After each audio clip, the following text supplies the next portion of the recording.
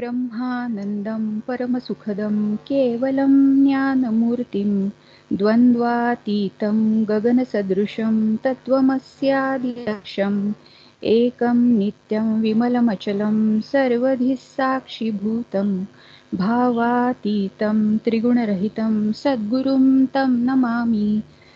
गुरुर्ब्रह्मा गुरुर्विष्णु गुरुर्देवो महेश्वरः गुरुः साक्षात् परब्रह्म तस्मै श्री गुरवे नमः। अलंकापुरी पुण्यभूमी पवित्र तिथे नांदतो ज्ञानराजा सुपात्र तया आठविता महापुण्यराशी नमस्कार माझा सद्गुरु ज्ञानेश्वराशी। मानसवारी बरोबर आपली सर्वांचीच सध्या पंढरीच्या दिशेने वाटचाल सुरू आहे आणि आपला सगळ्यांना अत्यंत आवडता असा भगवंतांचा विभूती योग त्याची आपण मागच्या वेळी 21व्या श्लोकापर्यंत आलो होतो। भगवंत काय म्हणाले की अर्जुना तू माझ्या विभूती विचारल्यास त्या इतक्या असंख्य आहेत की त्या जरी माझ्या आहेत तरी पण त्या माझ्या बुद्धीच्या आटोक्यात नाहीत। माऊलींनी हे सांगताना काय सुंदर दृष्टांत दिला की आपल्या अंगावर किती केस आहेत हे ज्याचं त्याला मोजता येत नाहीत त्याप्रमाणे भगवंत काय म्हणतात की त्या माझ्याच विभूती आहेत, नो डाऊट त्या माझ्याच विभूती आहेत, पण मला स्वतःलाच त्यांची गणना करता येत नाही। खरोखरच मी कसा आणि केवढा आहे हे माझं मला देखील पक्क ठाऊक नाही असं भगवंत म्हणतात। ज्या ज्या मुख्य आणि नामांकित विभूती आहेत त्या ऐक असं म्हणून माऊलींनी इथं काय दृष्टांत दिला की एखाद्या झाडाचं बी हातात आलं म्हणजे जसं झाडच हातात आल्याप्रमाणे होतं, किंवा एखादा बगीचा जर आपण ताब्यात घेतला तर काय होतं त्यातलं आपोआपच त्यातल्या फळाफुलांची प्राप्ती आपल्याला सहजच होते। त्याप्रमाणे आपण जर मुख्य विभूतींचा विचार केला म्हणजे कसं आहे की सगळं विश्वच आपण विचारात घेतल्यासारखं आहे आणि ते श्रेय आपल्याला प्राप्त होतं। भगवंत आपल्याला म्हणतातच आहेत की नास्त्यंतो विस्तरस्य मे, म्हणजे एरवी खरोखरच अरे अर्जुना माझ्या व्याप्तीचा अंत नाही, अमर्याद अशा आकाशालाही माझ्यामध्येच लपून बसता येतं असं भगवंत सांगतात। म्हणजे आपण काय बघितलं की प्रत्येक गोष्टीचे निर्माते फक्त निर्मातेच नाहीत तर त्याची स्थिती घडवणारे आणि नष्ट करणारे सुद्धा कोण आहेत, भगवंतच आहेत। म्हणजे पण आपल्याला काय माहिती आहे की आपण कॉलेजमध्ये असताना जे सायन्सला आहेत त्यांना माहीत असेल, आपण law of conservation of energy शिकलो होतो की काय आहे तो की energy can neither be created nor destroyed, म्हणजे एनर्जी कधीच नाश पावत नाही किंवा ती निर्माण सुद्धा करता येत नाही, फक्त काय होतं it is only converted from one form to another form. म्हणजे तसंच कसं आहे की संसारामध्ये सुद्धा असंच आहे, कोणतीही गोष्ट कधीही नष्ट होत नाही, फक्त काय होतं वस्तू आपला आकार किंवा रूप बदलते, म्हणजे एका वस्तूचं दुसऱ्या वस्तूमध्ये परिवर्तन होत असतं, पण ते परिवर्तन इतकं भिन्न असतं की ॲज इफ की नवीन निर्मिती, इट इज न्यू क्रिएशन असं वाटतं। आता एक उदाहरण बघितलं की सागराच्या लाटा म्हणजे काय आहेत, प्रत्यक्षात पाणीच आहे, परंतु त्या लाटांमधून फेस निर्माण होतो, त्यातूनच शंख शिंपले निर्माण होतात, म्हणजे पाण्यातूनच शिंपले उद्भवतात, अर्थात एका गोष्टीतून ऑल टुगेदर दुसरीच गोष्ट उद्भवते। भगवान काय म्हणतात की हे अशा प्रकारचं उद्भवणं म्हणजे माझी विभूतीच आहे।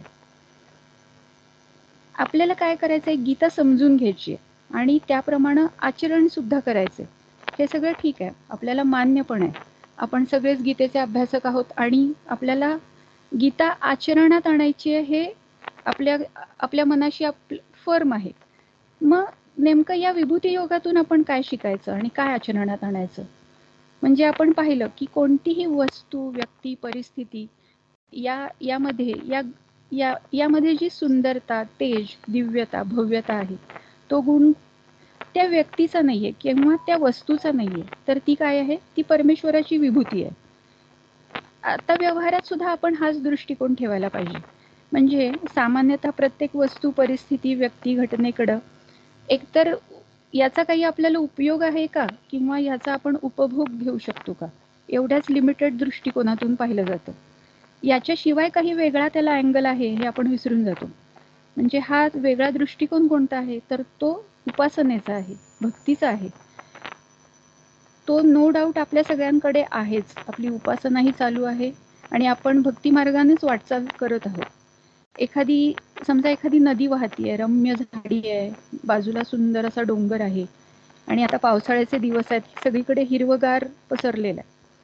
आणि लकीली जर ती अशी जर रम्य झाडी, नदी अशी आणि डोंगर असे जर निसर्ग एखाद्या जर हायवेला, महामार्गाला लागून नसेल, तर आपल्या डोक्यात असं येत नाही ही सुंदरता, ही इथं भगवंताचं अस्तित्व आहे असं आपल्याला पटकन वाटत नाही. आपल्याला काय वाटतं की आता इथं एखादं सुंदरसं रेस्टॉरंट असतं तर किती बरं झालं असतं. म्हणजे इथं काय, मग एखादी इथे इन्व्हेस्टमेंट करावी का, मग हे किती प्रॉफिटेबल असेल, असं एखाद्या बिझनेसमॅनच्या डोक्यामध्ये असे विचार येतील. त्या विभूतीचा, सुंदरतेचा उपयोग पैसा कमवण्यासाठी कसा होईल असं एखाद्याला वाटू शकेल. आपल्याकडे पैसा नसतो असं नाही, पण आणखी मिळवायचा आहे, त्याचा आणखी उपभोग घ्यायचा आहे. ही सुंदरता जी आहे ती माझ्या कामी यायला हवी. भगवंतानं प्रत्येकाला सुंदरसं मनुष्य शरीर दिलंय, म्हणजे निसर्गतः ते सुंदर आहे. त्याची रचना खरं तर अनाकलनीय आहे, पण ते भगवंतांचं निवासस्थान आहे. ही भगवंतांची विभूती आहे. या देहाला सुदृढ आणि आपण जोपर्यंत आहोत तोपर्यंत वर्किंग कंडिशनमध्ये ठेवायचं हे प्रत्येकाचं कर्तव्य आहे. पण आपण त्याला फक्त वर्किंग कंडिशनमध्ये ठेवायचा प्रयत्न करत नाही. आपण काय करतो, त्याला सुंदर बनवतो. अतिसुंदर बनवण्यासाठी काय करता येईल याच्यासाठी पैसा आणि वेळ खर्च करत असतो. तर हे कशासाठी, तर तो मीपणा जपण्यासाठी. मग त्याऐवजी काय करायला हवं, ते शरीर दिवसाकाठी थोडंसं का होईना, हे शरीर म्हणजेच भगवंतांची विभूती आहे असं मानून त्याचा उपासनेसाठी, ज्यानं हे सगळं आपल्याला दिलंय त्याच्या स्मरणासाठी उपयोग करायला हवा. आणि नो डाऊट तो आपण सगळे करतोच आहोत. आता एक साधे उदाहरण बघितलं की एका समजा अनमॅरिड माणसाच्या गृहस्थांच्या आईचं निधन झालं आणि त्या निमित्तानं त्यांना भेटायला अनेक जण आले. मग भेटायला आलेल्यांना पैकी एकानं विचारलं की खरं तर फार वाईट झालं हो, तुमची आई होती तोपर्यंत तुमची काळजी करत होत्या, त्या तुमचं घर सांभाळत होत्या, स्वयंपाक करत होत्या, तुमच्यासाठी त्या जे काही आवश्यक आहे ते सगळं करत होत्या. आता मात्र काय झालंय, आता तुम्ही एकटे राहिलात. मग या कामासाठी आता तुम्हाला कुणाला तरी अपॉइंट करायला पाहिजे, एखादा नोकर ठेवायला पाहिजे, त्याला एक 5-10 हजार रुपये पगार द्यायला पाहिजे. आता असं पहा की त्या आईच्या जागी जर एखादा नोकर जरी कामाला ठेवला तरी तो आईची उणीव कशी भरून काढेल. म्हणजे काय आहे, आईचं मूल्य काय आहे, नक्कीच त्याच्यापेक्षा खूप अधिक आहे. मग हे जे अतिरिक्त मूल्य आहे ना, ज्याचं व्हॅल्युएशन आपण काही करू शकत नाही, हे म्हणजे भगवंतांची विभूती आहे असं मला वाटतं. की हा दृष्टिकोन जर आपण, म्हणजे असा याचा डायरेक्ट उल्लेख गीतेमध्ये आलेला नाहीये, पण हे जे यामध्ये एखाद्या गोष्टीमध्ये जे अतिरिक्त मूल्य असतं की ज्याचं मोजमाप करता येत नाही, तर हे अतिरिक्त मूल्य ही भगवंतांची विभूतीच आहे. आणि हा दृष्टिकोन कसा जपायचा हे आपल्याला गीता शिकवते. म्हणूनच गीता काय आहे, एक आचरणशास्त्र आहे. म्हणजे या विभूती सांगून भगवंत आपला विवेक जागरूक करतात. एक पुरुष सूक्त आहे की जे बहुतेकांच्या नित्यपठणामध्ये असतं. त्याच्यामध्ये पहिली ओळ अशी आहे की ओम सहस्र शीर्षा पुरुष सहस्राक्ष सहस्रपाद. म्हणजे काय, अनेक मस्तक, अनेक सहस्रावधी नेत्र आणि सहस्रावधी पादयुक्त जगत व्यापक परमेश्वर हा काय आहे, जगाच्या पलीकडे पसरलेला आहे. आणि भूत, वर्तमान आणि भविष्यकालीन जगत परमेश्वर स्वरूप असून प्राणीमात्रांच्या सुखदुःख निवारणासाठी परमेश्वर आपलं मूळ स्वरूप सोडून या जगामध्ये येतोय. पण हे काही त्याचं खरं रूप नाहीये. हा कसा आहे, सृष्टी व्यापक आणि सृष्टीपेक्षाही महान अशा परमेश्वरी महात्म्याचं दृश्य जगत हे काय आहे, केवळ एक अंश आहे. आणि या महात्म्याचा उर्वरित भाग मानवी दृष्टीच्या अतीत आहे. म्हणजे काय, आपल्या चिंतनाच्याही पलीकडे आहे असा हा एकमेवाद्वितीय सच्चिदानंद पुरुष हे म्हणजेच हे सारं जगत आहे. जे काही होऊन गेलं, जे काही होणार आहे, ते सारे काही हा पुरुषच आहे. देवांचे देवत्व त्याच्याच अधीन आहे. तोच देवत्वाचा विधाता आहे. आता मागच्या वेळी आपण 21वा श्लोक आणि त्याच्या ओव्यांचं वाचनही झालं होतं. डॉक्टर देशपांडे सरांनी याच्यावरती निरूपण केलं, पण थोडंसं वेळेअभावी थोडा धावता आढावा घेतला गेला होता. आज थोडासा परत एकदा विस्तारानं हा श्लोक पाहण्याचा प्रयत्न करूया. आदित्यानाम अहम विष्णुर ज्योतिषाम रविरंशुमान मरीचिर्मरुतामस्मी नक्षत्राणाम अहम शशी. हा श्लोक आणि त्याचं ओव्या वाचन आपण मागच्या वेळी शेवटी पाहिलं होतं.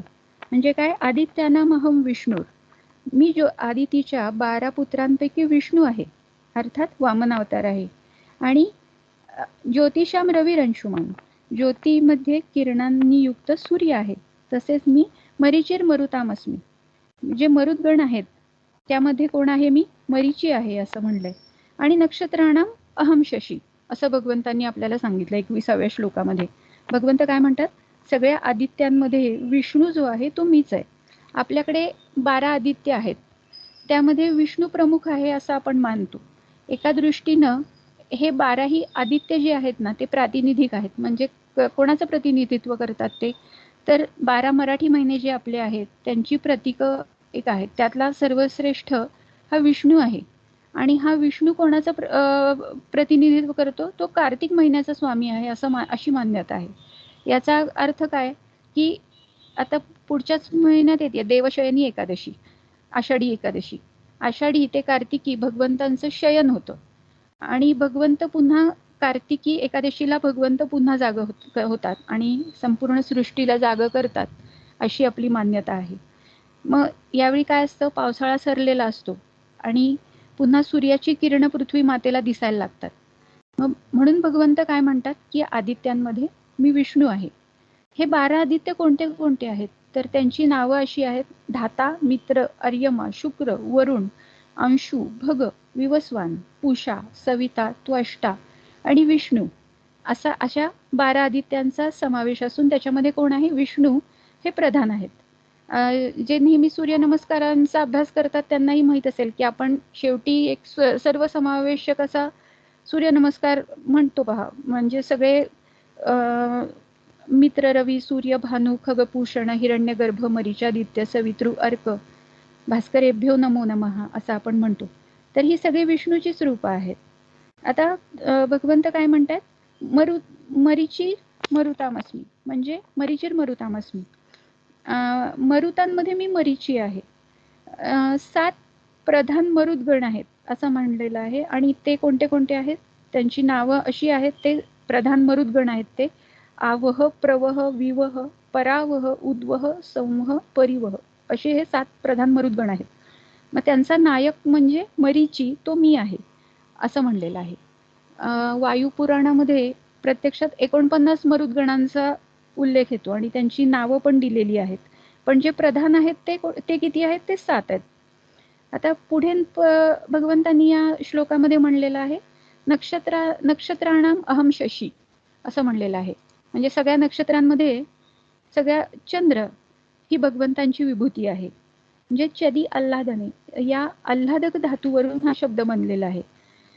ऋग्वेदाचं आपण आता जे पुरुष सूक्ताच्या सुरुवात बघितली त्यामध्ये काय म्हणलेलं आहे, चंद्रमा मनसो जातः असं म्हटलेलं आहे. म्हणजे हा जो विराट पुरुष आहे त्याच्या मनापासून चंद्र उत्पन्न झाला. म्हणून चंद्राला काय मानलेलं आहे, की मनाचा कारक आहे तो. आणि हा नक्षत्राणाम अहम शशी असं म्हणलेलं आहे. जी 27 नक्षत्र आहेत, अश्विनी, भरणी, कृतिका, रोहिणी, मृग, आर्द्रा, पुनर्वसू, पुष्य, आश्लेषा, मघा, पूर्वा, उत्तरा, हस्त, चित्रा, स्वाती, विशाखा, अनुराधा, ज्येष्ठा, मूळ, पूर्वाषाढा, उत्तराषाढा, श्रवण, धनिष्ठा, शततारका, पूर्व भाद्रपदा, पूर्वा भाद्रपदा, उत्तरा भाद्रपदा आणि रेवती अशी 27 नक्षत्र आहेत. काही ठिकाणी 28 नक्षत्र आहे, म्हणजे अभिजित नक्षत्र धरून 28 नक्षत्र आहेत अशी मान्यता आहे. तर या नक्षत्रांचा स्वामी चंद्र आहे. म्हणजे कृतिकेपासून विशाखेपर्यंतची जी देव नक्षत्र आहेत आणि अनुराधेपासून भरणीपर्यंत ती यम नक्षत्र आहेत असं म्हणलेलं आहे. व्याकरणकार जो पाणिनी आहे त्यानं नक्षत्र या शब्दाची व्युत्पत्ती केलेली आहे. म्हणजे नक्षरती, म्हणजे जे क्षय पावत नाही ते म्हणजे नक्षत्र. पृथ्वी आणि चंद्राच्या गतीमुळं त्याच्या कला दिसतात, परंतु वास्तवात काय आहे, त्याचा कधीही क्षय होत नाही. नक्षत्र आता पुढचा श्लोक आपण बघण्यापूर्वी मी तावरे मॅडमना विनंती करते की त्यांनी 22वा श्लोक आणि त्याच्यावरील ज्ञानेश्वरीमधील ओव्यांचं वाचन करावं. वेदानां सामवेदोऽस्मि देवानामस्मि वासवः इंद्रियाणां मनश्चास्मि भूतानामस्मि चेतना. वेदांतु सामवेदू तो मी म्हणे गोविंदू. देवा माझी मरुद्बंधू महेंद्र तो मी. इंद्रियांतु अकरावे मन ते मी हे जाणावे. भूता माझी स्वभावे चेतना ते मी.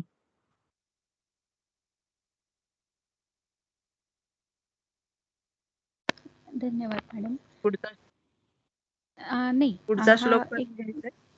नाही, हा श्लोक एका श्लोकावरचं विवेचन झालं की मग पुढचा घेऊया. वेदानां सामवेदोस्मी. ऐकू येतोय आवाज माझा? हॅलो. हो येतोय. हो येतोय येतोय येतोय. हो. या श्लोकामध्ये काय म्हणलेलं आहे? वेदानां सामवेदोस्मी. वेदांमध्ये मी सामवेद आहे असं म्हणलेलं आहे. आता चतुर्वेद, चारही वेद आपल्याला माहित आहेत, ऋग्वेद, यजुर्वेद, अथर्ववेद आणि सामवेद. मग भगवंत इथं सामवेद मी आहे असं का म्हणतात? की त्याचं एक कारण असं असेल की सामवेद हा गायला जातो, म्हणजे शब्दांपेक्षा स्वराला जास्त प्राधान्य आणि सामर्थ्य आहे. सुरांमध्ये ताकद अधिक आहे, म्हणजे एखादं गीत असेल ते आपल्याला पटकन भावतं. तसं म्हणजे या सुरांमध्ये असं सामर्थ्य आहे की ते परमेश्वराला, प्रत्यक्ष पांडुरंगालाही काय होतं, डोलायला लावतं. म्हणून सामवेद गायला जाणारा असल्यानं जिथं गायन आहे, जिथं श्रद्धायुक्त भजन आहे, तिथं ईश्वराचा वास आहे. भगवंतांचं स्पष्ट असं आश्वासन आहे की नाहम वसामी वैकुंठे भक्तानां हृदये रवौ मद्भक्ता यत्र गायंती तत्र तिष्ठामी नारद. म्हणजे काय म्हणलंय, काय म्हणतात भगवंत इथं? नारदा, अरे नारदा, मी वैकुंठात नसतो बरं का, मी कुठं असतो? प्रत्यक्ष मानवाच्या हृदयामध्ये जो अनाहत नाद, म्हणजे रव म्हणलंय त्याला, जो निघत असतो. अनाहत चक्र कुठे आहे? हृदयामध्ये. आपल्याला योगांमधले जी सप्तचक्र सांगितलेली आहेत त्यामध्ये अनाहत हृदय हे अनाहत चक्र हे हृदयामध्ये असतं. कपाळ ललाटामध्ये आज्ञाचक्र असतं. मूलाधार चक्र माकड हाडामध्ये स्थित आहे आणि मेंदूमध्ये सहस्रार चक्र आहे. तसं अनाहत चक्राचं स्थान हे हृदय सांगितलेलं आहे. म्हणून त्या नादाला अनाहत नाद असं म्हणतात. म्हणून काय म्हणतात भगवंत इथं, की जिथं भक्त माझं गायन करतात तिथं मी आहे. म्हणून भगवंत म्हणतात की वेदानां सामवेदोस्मी. आता पुढे काय म्हणलेलं आहे? देवानाम अस्मी वासवः. देवांमध्ये मी इंद्र आहे. देवांमध्ये इंद्र आहे असं म्हणण्यामागं काय कारण असेल? तो देवांचा राजा आहे, तो अत्यंत पराक्रमी आहे, हे तर स्पष्टच आहे, हे सगळ्यांना माहीत आहे. पण आणखीन काय आहे? इंद्रदेवतेचे आणखीन अधिकार आणि थोरवी काय आहे? की वैदिक आर्य संस्कृतीचा सर्वश्रेष्ठ आणि सर्व पराक्रमी देवता म्हणून इंद्राचं स्थान हे वादातीत आहे. ऋग्वेदामध्ये असं वर्णन केलेलं आहे की विश्वाचे पृथ्वी, अंतरिक्ष आणि आकाश असे 3 उपविभाग आहेत आणि त्यामध्ये इंद्र हा अंतरिक्षाचा स्वामी मानला जातो. म्हणजे पृथ्वी आणि आकाशाच्या मध्ये काय आहे? अंतरिक्ष आहे, म्हणजे मध्यम स्थान आहे. तर अंतरिक्ष हे सगळं वायूनं व्याप्त आहे. इथं वास करणारी प्रधान देवता ही इंद्रच आहे. म्हणजे सर्वाधिक पराक्रमी देवता म्हणजे इंद्र. इंद्र ही आर्यांची राष्ट्रीय देवता आहे. दुष्टांना आणि पापीजनांना, दैत्यांना शासन करण्याचं अलौकिक कार्य इंद्रानं केलेलं आहे. अंतरिक्षाच्या वरती आकाश, म्हणजे आकाश किंवा स्वर्गलोक, हा शांती, प्रकाश, चैतन्य या सगळ्याचं सुखनिधान आहे. दैदिप्यमान आदित्यांचा हाच प्रदेश मानला जातो. पण अंतरिक्षात पापी दैत्य पण ते पण आहेत. मग त्यांना शासन करायचं आणि सुष्टांचं परित्राण करायचं कार्य इंद्रानं वारंवार केलेलं आहे. इंद्र हा, याचे माता पिता कोण आहेत तर कश्यप ऋषी आणि याची माता अदिती आहे. इंद्र हा जसा शरीरानं एकदम भव्य आणि विशाल आहे, तसाच तो काय आहे, बुद्धीनंही अत्यंत श्रेष्ठ आणि तीक्ष्ण आहे. तो महाबुद्धिमान आहे. तो जगामध्ये सगळ्यात शहाणा आहे, धैर्यवान आहे, अत्यंत बलवान आहे, मोठा पराक्रमी आहे. पण तरी तसाच काय आहे, तो अत्यंत रागीट आहे. तो वज्रबाहू आहे, अनंत वीर्य आहे, तो अजात शत्रू आहे, अत्यंत पाणीदार आहे, तो शूरातला शूर आहे, सर्व द्रष्टा आहे, सत्य स्वरूप आहे, संपत्तीचा स्वामी आहे, सामर्थ्याचा अधिपती आहे, तो धनाचा दाता आहे, तो अत्यंत उदार आहे, दानशूर आहे. पृथ्वी, त्याची दानशूरता साऱ्या पृथ्वीवर पसरलेली आहे. तो सगळ्या बाजूंनी निष्कलंक आहे. तो असा एवढा गुणसंपन्न असल्यामुळेच तो विश्वाचा अधिपती व्हावा, म्हणजे यामध्ये काही आश्चर्य नाही. तो स्वर्गाचा अधिपती आहे. त्यानं पृथ्वी देखील धारण केलेली आहे. म्हणजे पृथ्वी आणि स्वर्ग याचा अधिपती इंद्रच मानला जातो. तो विश्वकर्मा आहे.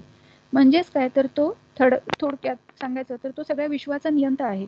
तो विश्वातील सगळ्या गोष्टी ऐकतो आणि पाहतो. पण त्याचे कायदे इतके कडक आहेत की ते देवांना देखील मोडता येत नाही. एवढा मोठा वरुण देव, पण तो ते देखील त्याच्याच आज्ञेत राहतो. नद्या सुद्धा त्याचीच आज्ञा अनुसरतात. आणि त्याचा राग एवढा भयंकर आहे असं म्हणलं जातं की तो जर एकदा रागावला तर सगळी भुवन, स्वर्ग आणि पृथ्वी भीतीनं थरथर कापू लागतात. त्यानं काय केलं तर त्यानं हालत्या आणि उडत्या पर्वतांना स्थिर केलं. म्हणजे असं मानलेलं आहे की पूर्वीच्या काळी पर्वतांना पंख होते, पण त्यांना स्थिर करायचं काम इंद्रानं केलं. स्वर्गात वाहणारं उदक जे होतं, पाणी जे होतं, त्यानं पृथ्वीवर आणलं, पृथ्वीला आधार दिला, द्यूलोकाला खाली पडू न देता अंतराळीच तोलून धरलं. त्याप्रमाणे त्यानं नक्षत्रही काय केली, जिथल्या तिथं स्थिर केली. आता आपल्याला रामायणातली सगळ्यांना कथा माहिती आहे की हनुमंत ज्यावेळी सीतामातोश्रींना शोध कार्यासाठी निघाले, रामकार्यासाठी निघाले, आणि त्यांनी ज्यावेळी पाहिलं की हा 100 योजन समुद्र आता इथे मध्ये आडवा आलेला आहे आणि ते उद्विग्न अवस्थेमध्ये समुद्रकिनारी बसून राहिले. आता काय करावं बरं? रामरायांनी आपल्यावर कार्य तर सोपवलंय, आपण पार पाडू शकू की नाही?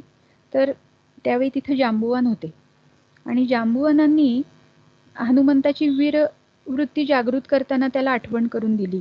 काय सांगितलं त्याला की हनुमंता, अरे तू ज्यावेळी लहान होतास, बालक होतास, त्यावेळी तू उगवलेल्या सूर्यबिंबाकडे फळ आहे म्हणून झेपावलास, अंतरिक्षात गेलास, तेव्हा तुझ्या तेजानं इंद्र अत्यंत कोपाविष्ट झाला आणि त्यानं वज्राचा प्रहार केला.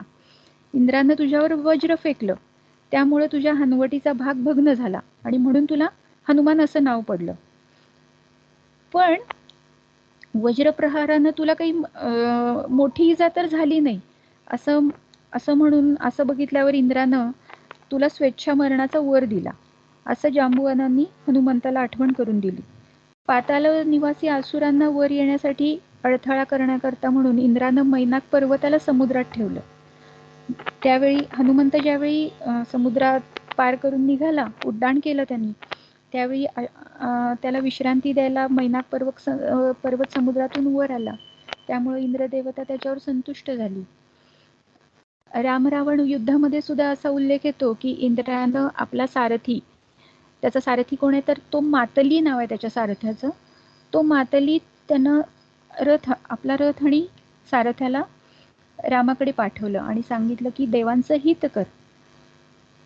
रामाने ज्यावेळी रणांगणामध्ये मृत्युमुखी पडलेले सगळे वानर जिवंत व्हावेत असा वर मागितला, तो इंद्रानं तसा वर वरही दिला.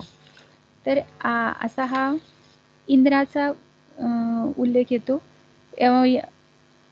तसंच इंद्राच्या अनैतिक वागण्याचे दाखलेही आहेत. म्हणजे आपल्याला सगळ्यांना माहिती आहे की गौतम ऋषींची पत्नी हिचं पातिव्रत्यभंग इंद्रानं केलेलं होतं, असा उल्लेखही आपण पुराणांमध्ये ऐकतो. आणि त्यासाठी त्याला शापही मिळालेला होता. याच्या पत्नीचं नाव शची आहे आणि त्याला जयंत, ऋषभ आणि मिढुष असे 3 पुत्र या शचीपासून झालेले होते, असा उल्लेख येतो. आता पुढे काय म्हणलेलं आहे, पुढे इंद्रियाणां मनश्चास्मी, इंद्रियांमध्ये मी मन आहे असं भगवंत म्हणतात. इंद्रिय आता भगवंतांनी इंद्रिय आणि दशइंकंच असं म्हणलेलं आहे. म्हणजे भगवंत 10 इंद्रियांचा उल्लेख करतात. त्यामध्ये काय येतं 5 ज्ञानेंद्रिय म्हणजे कान, त्वचा, नेत्र, जिव्हा आणि नासिका ही 5 ज्ञानेंद्रिय आणि 5 कर्मेंद्रिय म्हणजे आपली वाचा किंवा वाणी, हात, पाय, उपस्थ आणि पायू अशी 5 काय आहेत, कर्मेंद्रिय आहेत. या 5 ज्ञानेंद्रियांच्या द्वारानं बुद्धी सुखदुःखांची वाटाघाट करते असं म्हणलेलं आहे. मग आणि मन हे 11वं इंद्रिय मानलेलं आहे. मानवाचं मन आहे हे 11वं इंद्रिय मानलेलं आहे. ज्ञानेश्वर माऊली या मनाचा उल्लेख कसा करतात, ते काय म्हणतात, तेथ चांचल्य निखळ एकले ठेले निढाळ म्हणून राजाचे बळ धरिले तेणे ते बुद्धीसी बाहेरी अहंकाराची उरावरी ऐसा ठाई माझारी बळी यावले वाया मन हे नाव एरवी कल्पनाची सावेव जयाचे संगे जीव दशा वस्तू जे प्रवृत्तीसी मूळ कामाजयाचे बळ जे अखंड सुये छळ अहंकारासी जे इच्छिते वाढवी आशेते चढवी जे पाठी पुरवी भयासी गा द्वैत जेथे उठी अविद्या जेणे लाठी जे इंद्रियाते लोटी विषय माझी. काय काय म्हणलं इथे माऊलींनी, ज्या ठिकाणी शुद्ध चांचल्य केवळ एकटे राहिले म्हणून त्या चांचल्याने रजोगुणांचे बळ धरले. मनाचं स्थान सांगतायत माऊली इथं. ते कुठं आहे नेमकं, तर ते बुद्धीच्या बाहेर आणि अहंकाराच्या उरावर आहे असं म्हणलंय त्यांनी. अशा बुद्धी आणि अहंकाराच्या यांच्यामधल्या जागेत बळकट होऊन बसलेला आहे. या मनाच्या त्याच्या चांचल्याला मन हे व्यर्थ नाव दिलेलं आहे. वास्तविक पाहिलं तर मन म्हणजे काय आहे, एक मूर्तिमंत कल्पनाच आहे आणि त्या मनाच्या संगतीनं वस्तूला जीवदशा प्राप्त झाली आहे. जे प्रवृत्तीला मूळ आहे आणि कामाला ज्याचं बळ आहे, जे अहंकाराला अखंड चेतवित आहे म्हणजे फूस घालत आहे, जे इच्छेला वाढवतंय, आशेला चढवतं आणि जे अर्जुना भयाचं संरक्षण करतं, द्वैताला उत्पन्न करतं, ज्या योगाने अविद्या बलवान झाली आणि जे इंद्रियांना विषयांमध्ये लोटतं, ढकलतं, जे आपल्या संकल्पानं सृष्टी बनवतं आणि बनवलेली सृष्टी लागलीच मोडूनही टाकतं, मनोरथाच्या उतरंडी उतरतं आणि रचतं, जे भ्रांतीचं कोठार आहे, जे वायू तत्वाचा आतला गाभा आहे आणि ज्यानं बुद्धीचं द्वार झाकून टाकलेलं आहे, असं हे मन आहे. यात म्हणजे हे दुसरं तिसरं काही नाहीये, तर ही भ्रांती आहे, एक मूर्तिमंत कल्पना आहे असं म्हणतंय. 15व्या अध्यायामध्ये पुढे मनाला 6वं इंद्रिय असं म्हणलंय. आता मनाचं सामर्थ्य अपूर्व असल्यामुळं अध्यात्मात मनोजयाला खरं तर खूप महत्त्व दिलं गेलंय. सर्व इंद्रियांमध्ये मन हे प्रबळ आहे. मनामुळेच इंद्रियांचे व्यापार होतात, संकल्प विकल्प होतात, ते मनामुळेच. संकल्प म्हणजे इच्छा, विचार, कल्पना, कोणताही मनोव्यापार. आणि विकल्प म्हणजे काय, तर भ्रम जो होतो बुद्धीला, संशय येतो. मनानं केलेली इच्छा आणि संकल्प जे काही असतात ते मोडायचं काम कोण करतं, तर विकल्प करतात. म्हणजे वाणी, हात, पाय, उपस्थ आणि पायू ही 5 कर्मेंद्रिय आहेत आणि नेत्र, कान, नाक, जिव्हा आणि त्वचा ही 5 ज्ञानेंद्रिय आहेत. मनाला 11वं इंद्रिय समजतात. मनाचं अद्भुत सामर्थ्य आहे. आपण बघितलं की मन एव मनुष्याणाम कारणम बंध मोक्षयो. मनामुळेच मानव एकतर बंधनात पडतो किंवा मनोजय केला तर त्याला मोक्षही कठीण नाही. अर्जुन म्हणे देवा तुम्ही सांगा कीर अमुची या कवणा. म्हणजे हे मन कैसे केवडे ऐसे पाहो म्हणो तरी न सापडे.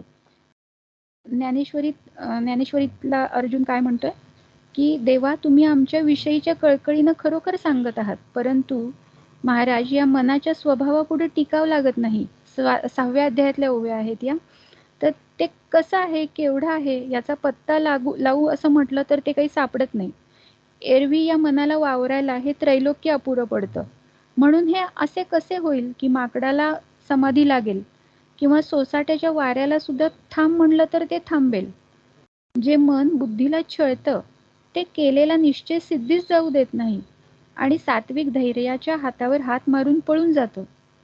जे सारासार बुद्धीला भ्रमात पाडतं, संतोषाला आशा उत्पन्न करतं आणि आपण एके ठिकाणी राहिलो तर आपणाला 10 दिशांना फिरवून काढतं. ज्याला आवरू गेलं तर ते जास्तच उसळतं, ज्याला निरोधच सहाय्य होतो. ते मन आपला स्वभाव टाकील काय? आता म्हणून काय म्हणलंय, या मनाबद्दल 6व्या अध्यायामध्ये पण विशेष उल्लेख आलेला आहे आणि 13व्या अध्याय जो आहे क्षेत्रज्ञ योग त्यामध्येही आहे आणि त्यातल्या ज्ञानेश्वरीतल्या ओव्या अत्यंत अप्रतिम माऊलींनी वर्णन केलेलं आहे.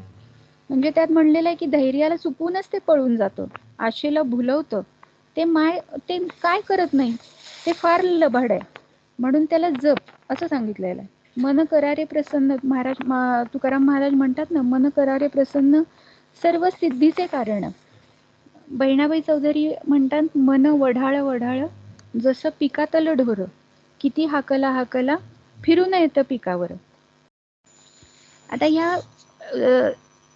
या मनासंदर्भामध्ये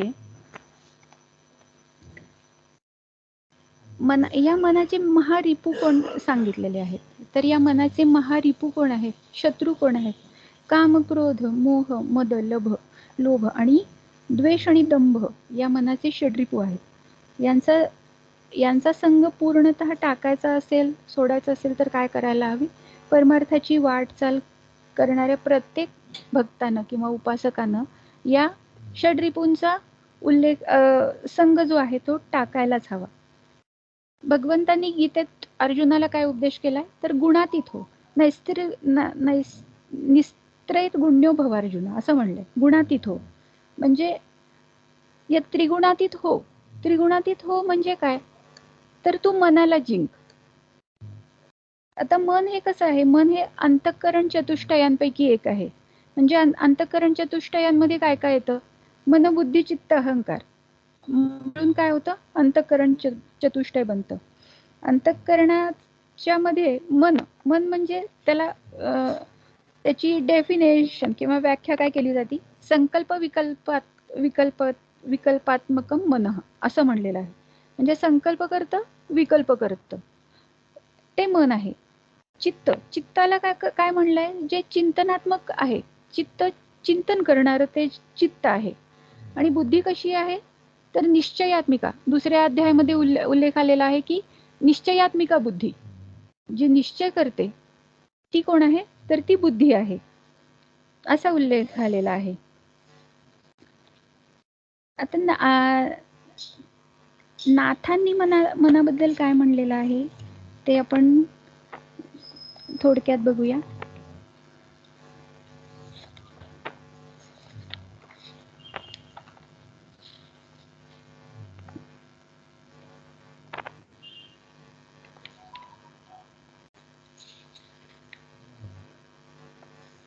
या मनोजयाबद्दल नाथ महाराज काय म्हणतात, संकल्प विकल्प जाणं हेची मनाचे लक्षण.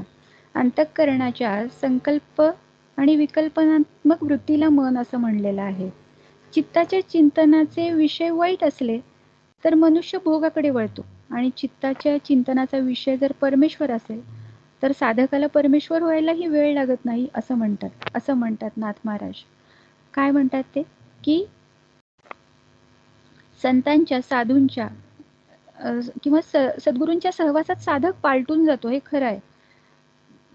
संतांच्या सहवासात चमत्कार घडतो असं नाही, पण संत काय करतात, मार्ग दाखवतात. साधकाला वाटचाल तर आपल्यालाच करावी लागते. आत्मोन्नतीसाठी त्याच्याजवळ खूप चिकाटी लागते, निश्चयाचं बळ आवश्यक आहे. नाथांनी म्हणलेलं आहे, मना तू परम चांडाळ, अधम खळहुनी खळ, विषयी तळमळ बहु करिसी पापिष्ठा.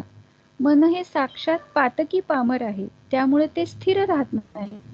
किंबहुना साधकानं निश्चळ बसण्याचा प्रयत्न केला तरी मनाची खूप तळमळ होत असते.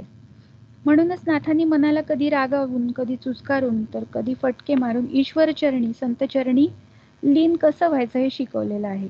मन जिंकलं की उपाधी सुटतात आणि मग काय होतं की पांडुरंग सखा होतो, असं म्हणलेलं आहे.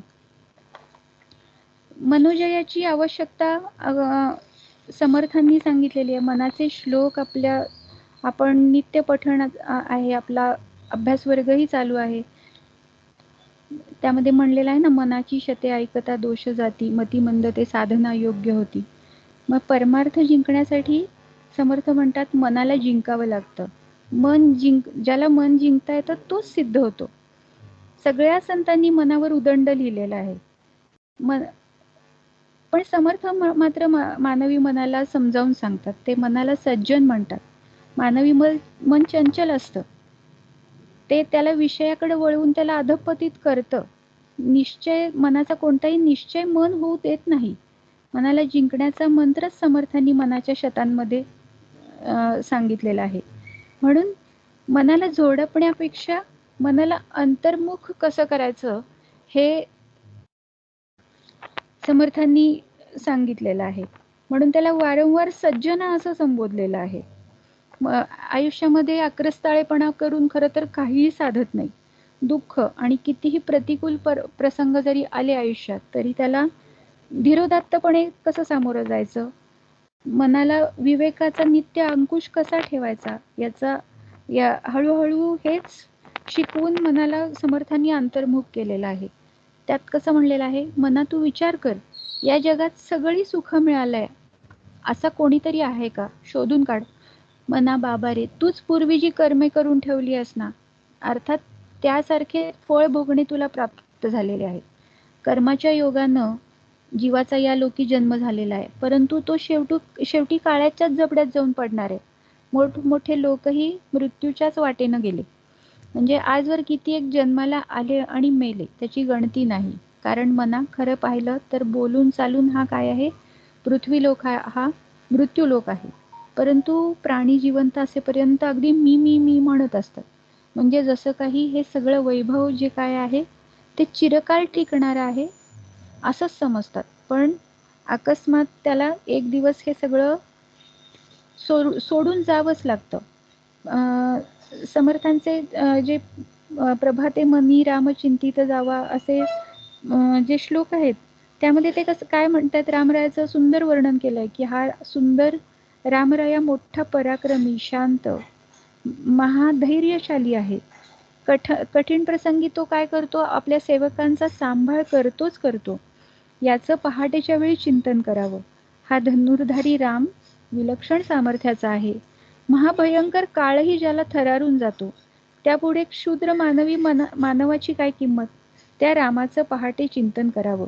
भीतीचं जो निवारण करतो, सर्व आनंद करून टाकतो, त्याला मोठ्या आदरानं आणि प्रेमानं भजावं. सर्व मनोरथ पुरवणारं हे रामनाम अखंड म्हणत जावं. या नित्य नेमानं आपत्ती कशी ती बाधा करणार नाही. गर्विष्ठपणा आणि आळस दोन्ही सोडून द्यावं आणि पहाटे उठून हृदयात रामाचं अखंड चिंतन करावं.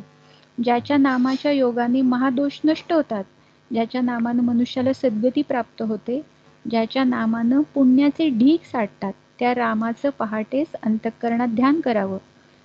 आणि याला काय लागतं हो, समर्थ विचारतात. याला काही पैसा लागत नाही. नामोच्चार करायला काहीही विशेष प्रयत्न लागत नाहीत. म्हणून पहाटेच रामाचं चिंतन चालवून महाभयंकर अशा संसार शत्रू जिंकून टाकावा. एखादं व्रत अनुष्ठान करायचंय तर त्याला देहदंड घ्यावे लागतात, उपास तापास करावे लागतात. पण नाम घेताना असं काही दुःख नाहीये. हे शंकर महादेव, देवाधिदेव महादेव हे काय करतात, सतत रामनाम घेतात. जे देवादिदेव आहेत ते देखील त्याचं चिंतन करतात, त्या रामाचं पहाटे उठून ध्यान करीत जावं. दुसरी साधनं करावी तर पुष्कळ संकटे आहेत. व्रत आणि उद्यापन, दान यामध्ये काय होतं, खूप पैसा लागतो, पैसा खर्च होतो. पण दिनांचा दयाळू असा हा राम मनानं आठवीत राहावं, पहाटे उठून रामाचं ध्यान करावं. सर्वात उत्तम साधन खरोखर हेच आहे. पटते म्हणजे आपल्याला जर खात्री वाटत नसेल तर अन्य साधनं शोधून पारखावीत. म्हणून जीवा व्यर्थ संशय घेण्याचं सोडून पहाटेच रामाचं नित्य चिंतन करीत जा. कर्म घ्या, धर्म घ्या, योग मार्ग घ्या, कोणतंच साधन यथासांग होत नाही. कर्मामध्ये काही त्रुटी राहतात. धर्माचरण आपण टू द फुलेस्ट आपण कधीही धर्माचरण करू शकत नाही. योग मार्ग तर that is not everyone's cup of T. कोणाला योग मार्गाने प्रत्येकाला जाता येत नाही.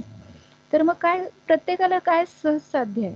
विषयांचं म्हणून काय म्हणलेलं आहे की एका नामावर विश्वास ठेवा आणि पहाटेच्या वेळी प्रभू रामचंद्रांचं चिंतन करीत जावं. त्यांनी काय सांगितलेलं आहे? राम कसा आहे? एक वचनी आहे, एक बाणी आहे, एक पत्नी आहे. तसंच भक्तांनी आपल्या ठाई आपल्या आराध्य दैवतेचे रामरायाचे सद्गुण आपल्या अंगी धारण करायचा प्रयत्न करा. धरा जानकी नायकाचा विवेकू, असं सांगण्यामागं समर्थांची हीच भूमिका आहे. म्हणून आणि प्रभातकाली श्रीरामांचं चिंतन करण्याचाही हेतू तोच आहे. रामाला साक्षी ठेवूनच दैनंदिन कार्य भक्तानं सुरू करावं, असं अगदी अनेक प्रकारे रामदास स्वामींनी सांगितलेलं आहे. इतकंच नाही तर सज्जन मनानं स्वतःला राघवाच्या ठाई स्थापावं, असं समर्थ म्हणतात. मना तुला एक प्रार्थना आहे, तू पूर्णपणे श्रीरामांचे अंकित होऊन राहा. या गोष्टीमध्ये कधीही हायगय करू नकोस, असं ते म्हणतात. रामाच्या ठिकाणीच तू आपला मुक्काम कर. 4 वेद, 6 शास्त्र, 18 पुराण ही ज्याचं वर्णन करतात आणि ज्याच्या संगतीनं खरं समाधान प्राप्त होतं, त्या श्रीरामाला तू आपलं सगळं चांचल्य अर्पण कर. आणि आपलं चांचल्य त्याला अर्पण करून हे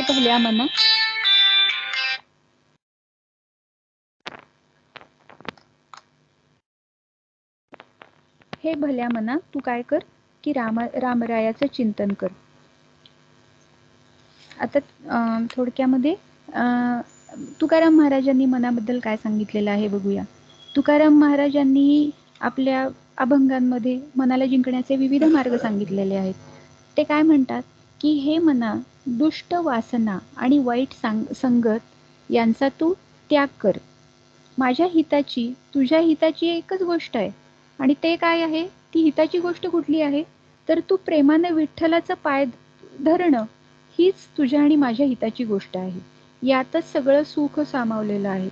हे मना, मी तुला सर्व भावे शरण आलेलो आहे.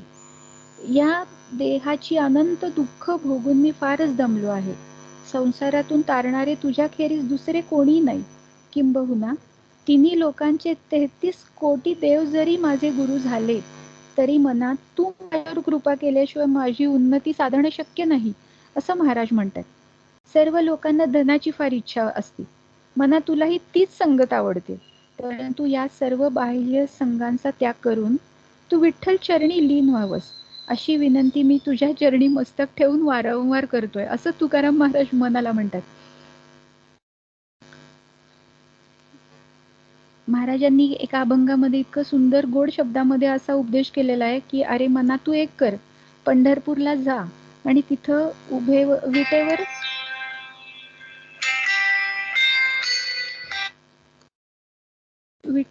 विटेवर उभ्या असलेल्या श्यामल कोमल कांतीच्या विठू माऊलीला मी पाहीनच, असं आग्रहानं म्हण.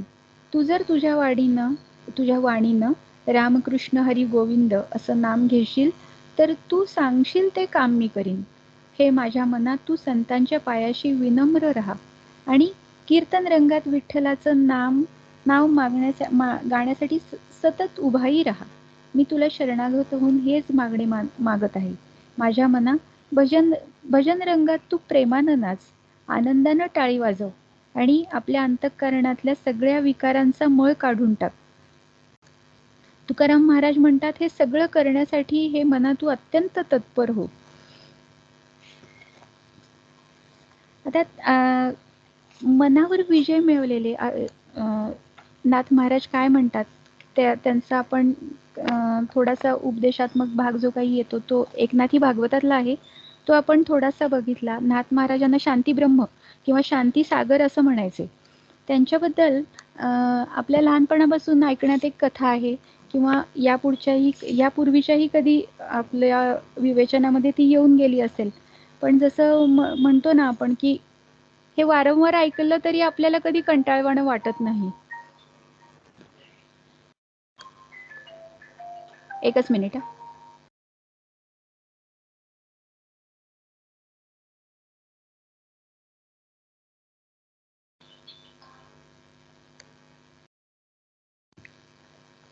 आपण लहानपणापासून ऐकलेली एक नाथ महाराजांची कथा आहे की नाथ महाराज त्यांचा त्रिकाल संध्येचा परिपाठ होता, म्हणजे नित्य नेम होता आणि ते गंगेवर स्नानासाठी जात. तर एक माणूस होता पैठणातला, तो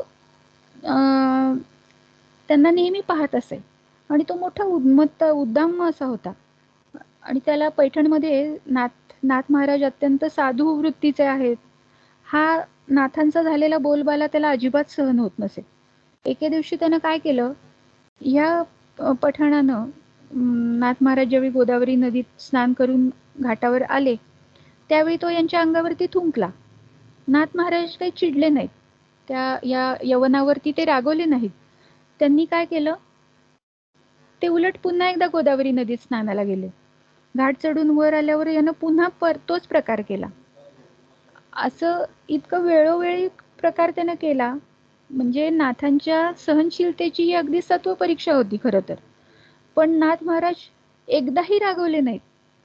नाथांच्या अंगावर थुंकून थुंकून तो सद्गृहस्थ दमला, पण गंगेमध्ये गोदावरी नदीमध्ये स्नानाला जायचा नाथ महाराजांनी जराही कंटाळा केला नाही. शेवटी तो यवन नाथांना शरण गेला. या प्रसंगातून त्यांची सहनशीलता, क्षमाशीलता किंवा नाथ महाराजांना जे शांती ब्रह्म म्हणलं जातं ते तर दिसतेच, पण म्हणजे समाजाच्या वृत्ती किती बोथट होत्या त्या काळी सुद्धा हे सुद्धा दिसून येते की नाथांसारख्या साधू पुरुषावरती कोणी थुंकतं आणि त्याला आजूबाजूचे चार चौघ बघणारे लोक असतात त्यातलं कोणी ऑब्जेक्शनही घेत नाही. हे पण यातून लक्षात येते आणि असं वाटते की समाज हा त्या वेळेपासूनच बोथट मनोवृत्तीचा झालेला होता. म्हणजे नाथांची परमशांती हा पैठणकरांच्या खरं तर गौरवाचा विषय होता. पण नाथांची टवाळकी करणारेही काही पैठणामध्ये कमी नव्हते. त्यांच्या मनात, या टवाळकी करणाऱ्या लोकांच्या मनात त्यांच्याबद्दल पराकोटीचा द्वेष होता. एकदा एक पांथस्थ ब्राह्मण प्रवास करत करत पैठणमध्ये आला आणि त्याला, म्हणजे गरीब ब्राह्मण होता, दरिद्री म्हणतो, तर त्याला आपल्या मुलाच्या मुंजीसाठी पैसे हवे होते. मग त्याला असं वाटलं पैठण हे तीर्थस्थान आहे, तीर्थक्षेत्र आहे, इथं भिक्षुकी करावी आणि काही पैसे मिळतात का पाहावं. पण हे जे टवाळकी करणारे लोक होते ते बाहेरच्या ते एका पारावर बसलेलेच होते. ते ब्राह्मणाला म्हणाले की तुला आम्ही एक काम सांगतो, ते तू जर केलंस तर आम्ही तुला त्याचे 200 रुपये देऊ. त्या काळी 200 रुपये ही फारच मोठी रक्कम होती. मग काय काम दिलं त्याला, त्या ब्राह्मणानं नाथ महाराजांना राग आणून दाखवायचा. त्या तो ब्राह्मण तर आपल्या परिस्थितीनं लाचार झालेला होता. तो तयार झाला, तो आला नाथांच्या वाड्यामध्ये. नाथ पूजेला बसलेले होते. अंगावरच्या कपड्यांशी आणि पायातल्या पादत्राणांसह तो नाथ महाराज जिथं देवघरामध्ये पूजा करत होते तिथं तो गेला आणि नाथांच्या अगदी जवळ जाऊन बसला. त्याला असं वाटलं की नाथ महाराज नक्की संतापतील आपल्या या कृत्यानं, पण तसं काही घडलंच नाही. उलट नाथ महाराजांनी त्याची पूजा थांबवून आस्थेनं चौकशी केली, स्वागत केलं.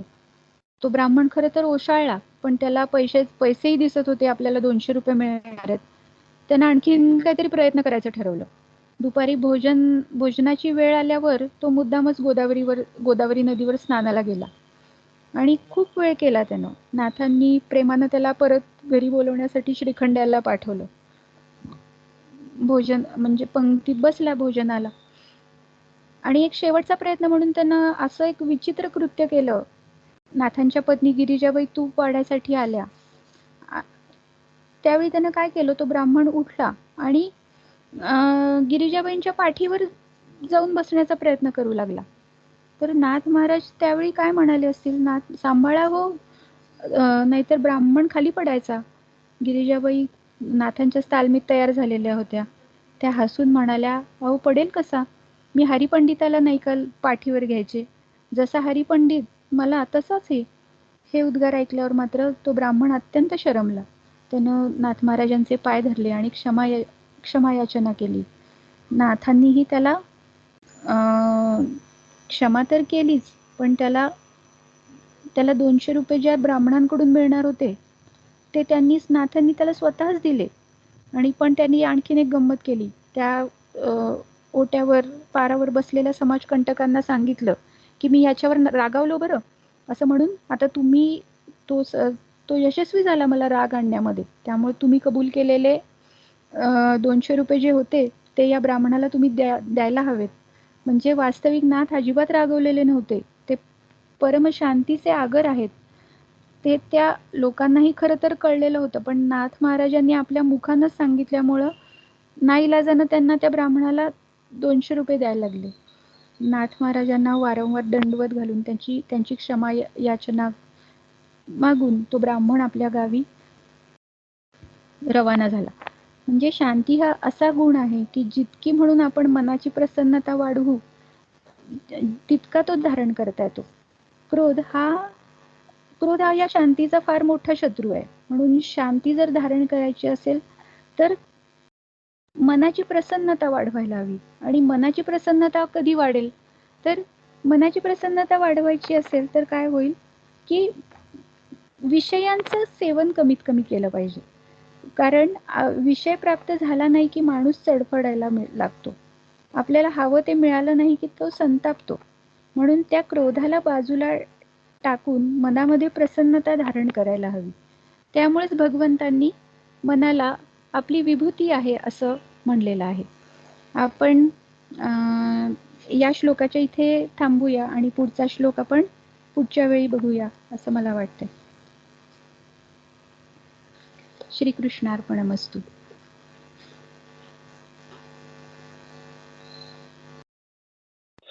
खूप छान. पसायदान म्हणतो ना,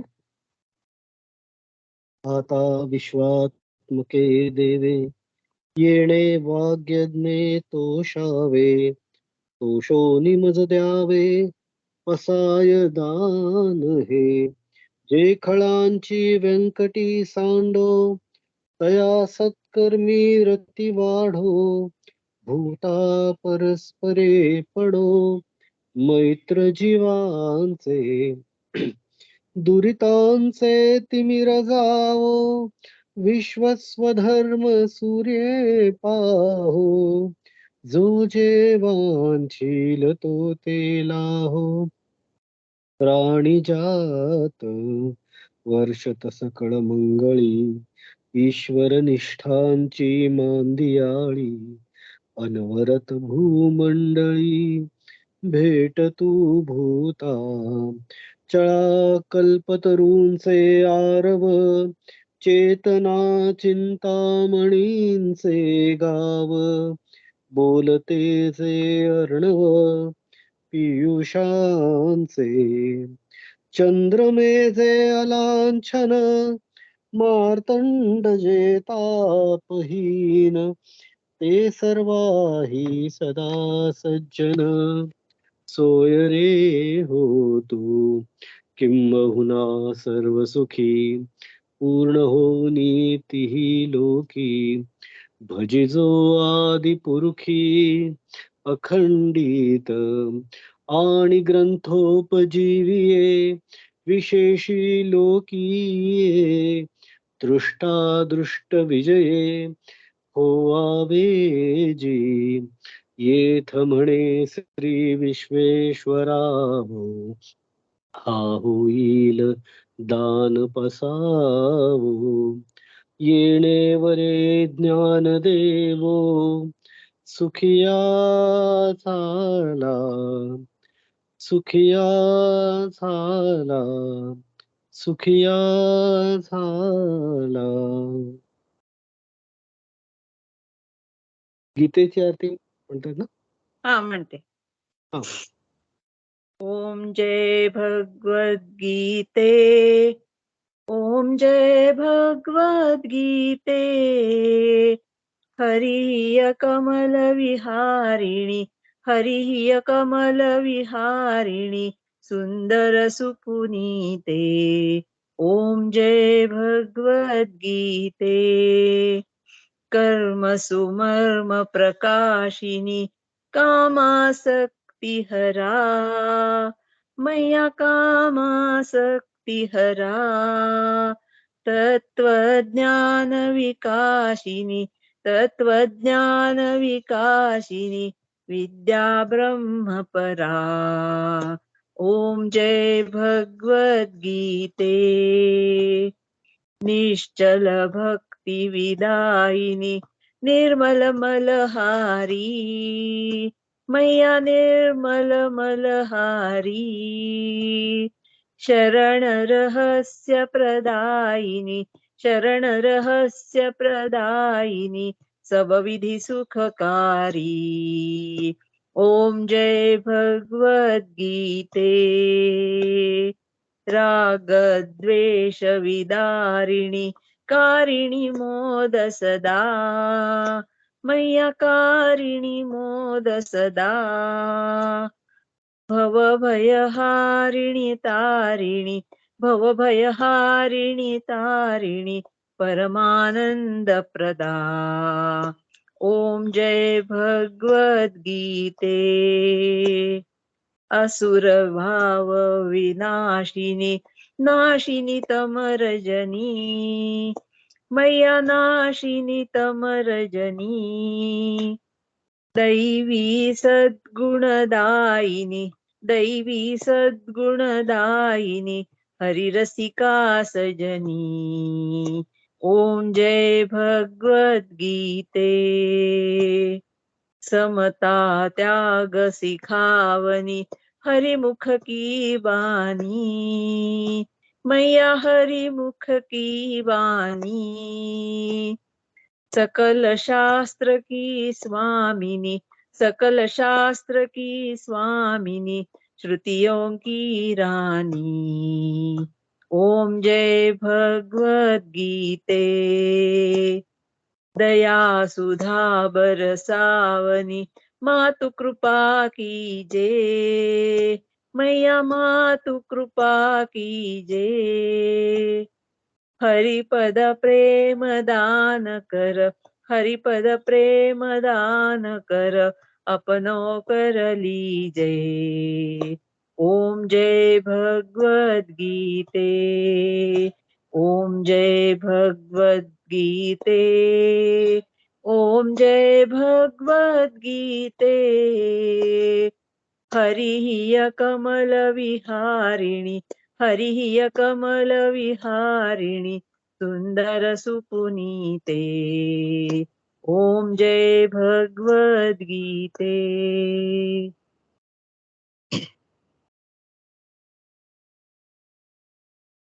खूप छान. आजचं विश्लेषण हे खूप छान झालं. आता आपण हा आजचा वर्ग इथंच थांबूया. पुढच्या शनिवारी भेटूया पुन्हा एकदा 4 वाजता.